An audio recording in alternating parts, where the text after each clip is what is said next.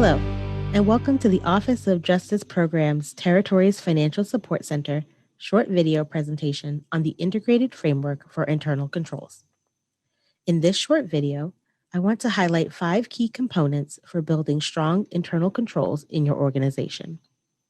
These 5 key components are part of the Integrated Framework developed in 1992 by the Committee of Sponsoring Organizations of the Treadway Commission, also known as COSO. The framework was updated by COSO in 2013 and is widely used and accepted across a variety of organizations and businesses as part of an effective financial management practice. To learn more about this framework, I would encourage you to visit their website at www.coso.org. This video will provide a high-level overview and key takeaways of this framework. This video is also part of a set of materials developed by OJP TFSC that focuses on internal controls. These materials include a short video on implementing an internal controls policy and a job aid checklist, also focused on internal controls. The links to these materials are posted in the description below. So, here are the 5 key components for strong internal controls.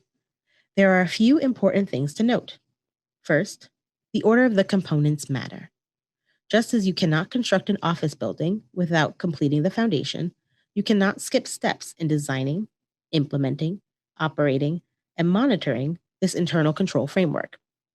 Secondly, the components should not be considered discretely.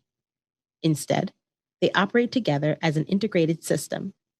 These components are interdependent with a multitude of interrelationships and linkages among them. So, let's briefly go through each one. Number 1, the foundation for implementing effective internal controls within your organization starts by establishing a control environment. A control environment is defined by a set of ethical values, standards, structures, and processes that have a pervasive impact on the overall system of controls. Often stated as tone at the top, building an effective control environment is directly influenced by the ability of an organization's leaders and managers to embody honesty, integrity, and build an ethical corporate culture. Next is risk assessment, which is how you identify things that threaten the achievement of your organization's objectives. Risk assessment will require management to consider the impact of possible changes in both the external and internal environment that may render internal controls ineffective. At number 3, we have control activities, which are actions performed under the direction of management to mitigate the risks to achieve the organization's objectives. Control activities are performed at all levels of the organization and throughout all stages within the business processes. An example of an essential control activity is separation of duties, which ensure that no single person has multiple roles in an accounting process.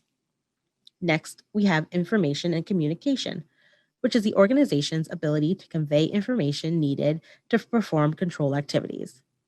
This flow of information ensures that personnel, both within and outside the organization, have a clear understanding of their internal control responsibilities from senior management and that these control responsibilities must be taken seriously. Finally, we have monitoring activities, which involve identifying policies, procedures, and practices that are not working and correcting any identified deficiencies.